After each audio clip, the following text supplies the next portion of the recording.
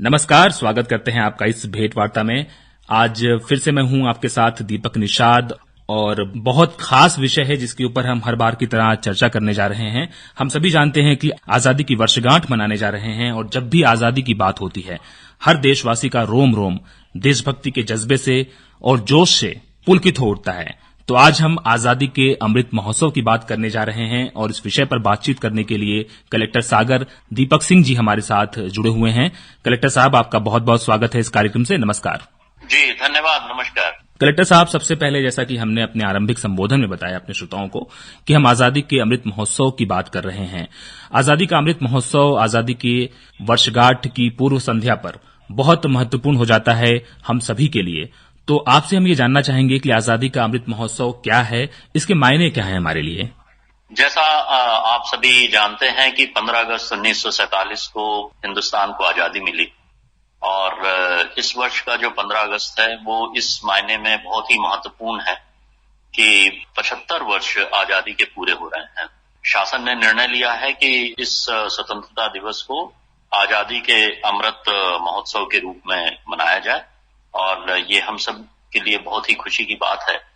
और इस कार्यक्रम को हम विशेष रूप से मना रहे हैं और अभी जो सबसे बड़ी चुनौती है वो हमारे सामने इस बात की है कि लोगों को, जो विशेष रूप से नई पीढ़ी है, उनको ये बताया जा सके कि किस तरह से हमारे देश के देशभक्तों ने अपने जान की बाजी लगाकर, कई लोगों ने अपने प्राणों की आहुति दी और तब हमारा देश आजाद हो पाया। और इसके साथ ही हमें उन अनसंग हीरोज जिनके बारे में ज्यादा चर्चा नहीं हुई, लेकिन उन्होंने भी देशभक्ति का जज्बा दिखाया, प्राण का भी न्यौछावर किया और देश को आजादी दिलाई। तो नई पीढ़ी को उनसे अवगत कराने के लिए इस वर्ष विशेष प्रयास किए जा रहे हैं। बेहद त्याग और बलिदान के बाद ये आजादी हमें मिली हुई है और इसके मूल्य को हमें ऐसे ही नहीं गंवा देना है, बल्कि आने वाली पीढ़ियों को सौंपना है, उन्हें रूबरू करवाना है, ऐसा आपका कहना है। कलेक्टर साहब, आगे आपसे हम ये जानना चाहेंगे, आजादी का अमृत महोत्सव ये है और अमृत महोत्सव वाकई तब पूरा होगा जब ये जनता के बीच जाएगा और जनता का महोत्सव बनेगा। तो इसके लिए स्थानीय स्तर पर प्रशासन द्वारा जो प्रयास किए जा रहे हैं, यदि हमारे जनता को, हमारे श्रोताओं को आप बताना चाहें। इसमें जो शैक्षणिक संस्थाएं हैं, चाहे वो स्कूल हो या कॉलेज हो, वहां पर विभिन्न प्रकार के प्रोग्राम्स हो रहे हैं जिसमें प्रदर्शनी है, निबंध लेखन, भाषण प्रतियोगिता, चित्रकला, देशभक्ति के गीत, नाटक, साइकिल रैली इत्यादि ये सब कार्यक्रम हो रहे हैं। इसके साथ ही सागर जिले के 2 लेखकों ने बहुत ही अच्छी किताब लिखी है। एक किताब तो आई है बुंदेलखंड के ऐसे महिलाएं जिन्होंने की स्वतंत्रता आंदोलन में भाग लिया और इसमें उन्होंने देशभक्ति का जज्बा दिखाया। दूसरी किताब आई है जिसमें कि बुंदेलखंड के स्वतंत्रता संग्राम सेनानियों का पूरा विवरण दिया गया है और उन्होंने किस तरह से देश की आजादी के लिए संघर्ष किया उसके बारे में भी जानकारी है। इन सब बातों को हम आज की नई पीढ़ी तक ले जाने की कोशिश कर रहे हैं और इसके साथ ही विभिन्न कार्यक्रमों के माध्यम से हम अपने जिले के लोगों को ये बताने की कोशिश कर रहे हैं कि हमारी देश की आजादी में बहुत ही देशभक्तों ने अपनी जान दी है, बहुत कष्ट सहे हैं। तो अब हमारी ये जिम्मेवारी है, हमारी जो नई पीढ़ी है उसकी ये जिम्मेवारी है कि इस देश को प्रगति के पथ पर ले जाएं। बेहद संघर्षों के बाद ये आजादी हमें प्राप्त हुई है, इसलिए हमारी और हमारे आने वाली पीढ़ियों की जिम्मेदारी है कि इसे प्रगति के पथ पर लगातार नए सोपानों की तरफ लेकर के जाएं। ये बेहद महत्वपूर्ण संदेश है। कलेक्टर साहब, आपने खासकर युवा पीढ़ी की बात की और बार बार आपने जोर दिया कि युवा पीढ़ी को इससे जोड़ना बहुत जरूरी है और निश्चित रूप से हो भी क्यों ना, क्योंकि हमारे देश की जो आधी से ज्यादा आबादी है वो युवा है। तो ऐसे में खासकर युवाओं को इससे जोड़ने के लिए, इसके मर्म को, इसके मंतव्य को समझाने के लिए इतिहास के जो जननायक हैं, जिनकी दास्तान बेहद गौरवशाली, बेहद गौरव से भरी हुई है और सांस्कृतिक तमाम ऐसे विरासत हैं जिनको जनता के बीच, युवाओं के बीच लेकर के जाना बहुत जरूरी है। तो खासकर स्थानीय स्तर पर कुछ ऐसी गतिविधियां, कुछ ऐसे प्रयास जिसके माध्यम से युवाओं को जोड़ करके इससे अवगत कराया जाए। हाँ बिल्कुल, जैसे हम 14 अगस्त को जो हमारा स्वतंत्रता दिवस है उसकी पूर्व संध्या पर हम एक देशभक्ति के गीतों का कार्यक्रम आयोजित कर रहे हैं। यहाँ पर हम बहुत सारे हमारे जो कारगिल के शहीद हैं या अन्य जो देशभक्त हैं उनके परिवारजनों को हम सम्मानित कर रहे हैं।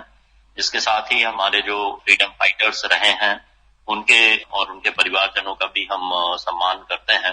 15 अगस्त का जो मुख्य कार्यक्रम होगा वहां भी देशभक्ति से ओतप्रोत विभिन्न कार्यक्रम आयोजित किए जाएंगे। इसके साथ ही जैसा मैंने बताया कि बुंदेलखंड के जो देशभक्त हुए हैं उन पर जो किताबें लिखी गई हैं उन लेखकों का सम्मान हो रहा है और इस तरह के बहुत सारे कार्यक्रम, बहुत सारे आयोजन विभिन्न शैक्षणिक संस्थाओं में, विभिन्न संगठनों के द्वारा शासकीय तौर पे भी और अशासकीय तौर पे भी आयोजित किए जा रहे हैं ताकि देशभक्ति की जो भावना है वो जन जन तक पहुंच सके। निश्चित रूप से ये अभी शुरुआत है और 75 सप्ताह तक, 75 हफ्तों तक चलने वाली ये यात्रा है, महोत्सव है और निश्चित रूप से इस दरमियान बहुत सारी गतिविधियां आयोजित की जा रही हैं, की जाएंगी जैसा कि आपने बताया।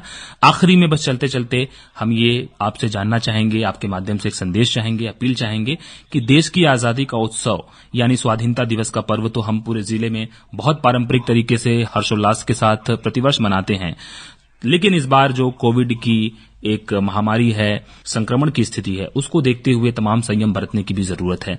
तो आप जनता से, सागर जिले की जनता से, पूरे वासियों से क्या कहना चाहेंगे? कोविड-19 अभी भी हमारे लिए चुनौती है और अभी इस महीने भी सागर जिले में कुछ कोविड-19 के केसेस आए हैं। यद्यपि अब सागर जिले में मात्र 12 एक्टिव केसेस बने हैं, लेकिन चिंता की बात यह है कि कोविड-19 वायरस अभी भी है और इसका संक्रमण फैल भी रहा है। तो मैं सभी लोगों से आग्रह करूंगा कि भीड़-भाड़ वाली जगह में जाने से उन्हें बचना चाहिए। कोई भी बड़े कार्यक्रम या बड़े आयोजन नहीं करने चाहिए। जब भी आप बाहर निकलें तो आप मास्क जरूर पहनें और जब भी आप बाहर जाएं तो एक फिजिकल डिस्टेंस जो लोगों से 2 गज की दूरी रखनी है उसका भी पालन करना चाहिए। और कोविड-19 अभी चुनौती है, इस बात को सभी को स्वीकार करना चाहिए, आवश्यक सावधानी बरतनी चाहिए। यद्यपि शासकीय तौर पे भी हमने बहुत सारी तैयारियां की हुई हैं। जैसा कि आपको मालूम है कि बुंदेलखंड मेडिकल कॉलेज में हमने लिक्विड ऑक्सीजन के प्लांट्स लगा के और वहां पर वार्ड तैयार किए हैं, बच्चों के भी आईसीयू तैयार किया है। इसी तरह से डिस्ट्रिक्ट हॉस्पिटल में भी ऑक्सीजन के लिए वहां पर एयर सेपरेटर यूनिट लग गई है और अब वहां पर भी विभिन्न वार्ड्स में पाइपलाइन के माध्यम से ऑक्सीजन की सप्लाई हो रही है। इसी तरह का प्लांट एक खुरई के भी हॉस्पिटल में लग गया है और बीना में ऑलरेडी हमारा 200 बेडेड हॉस्पिटल रेडी है जिसमें कि ऑक्सीजन सप्लाई बीना रिफाइनरी के ऑक्सीजन प्लांट से की जा रही है। तो इस तरह की तमाम तैयारियां हमारी इलाज के लिए हैं, लेकिन सावधानी में ही सुरक्षा है। तो मैं सागर जिले के सभी निवासियों से अनुरोध करूंगा कि कोविड-19 का जो प्रोटोकॉल है उसका पालन करें, सावधानी बरतें और संक्रमण से बचें। जब भी आपकी बारी आए वैक्सीनेशन जरूर कराएं।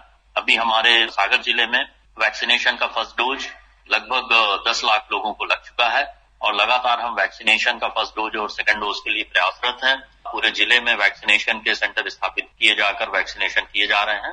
तो मैं सभी से ये अनुरोध करूंगा कि वैक्सीनेशन जरूर कराएं। सावधानी में ही सुरक्षा है और तमाम तैयारियां हैं, आपने बहुत विस्तार से उसके बारे में बताया। और वैक्सीनेशन ड्राइव, टीकाकरण अभियान बहुत तेजी से चल रहा है और लोगों को आगे आकर के अपनी बारी आने पर जरूर टीकाकरण करवाना चाहिए। कलेक्टर साहब, बस आखिरी में चूंकि हम आजादी की बात कर रहे हैं, स्वतंत्रता दिवस की बात कर रहे हैं, तो अपने बधाई संदेश में आप जिलेवासियों से क्या कहना चाहेंगे? मैं सागर जिले के सभी निवासियों से ये अपील करूंगा कि वे स्वस्थ रहें, निरोगी रहें और देशभक्ति का जो जज्बा है उसको अपने अंदर जरूर रखें। और जब मैं देशभक्ति की बात करता हूं तो उसमें सिर्फ सीमा पे जाकर और युद्ध लड़ना ही नहीं है। जब मैं देशभक्ति की बात करता हूं तो जो भी आपका उत्तरदायित्व है, जो भी आपका काम है समाज के प्रति, राज्य के प्रति, अपने जिले में या देश में जो भी आपको जिम्मेवारी है, उस जिम्मेवारी का सही ढंग से उत्तरदायित्व का निर्वहन करना भी देशभक्ति है।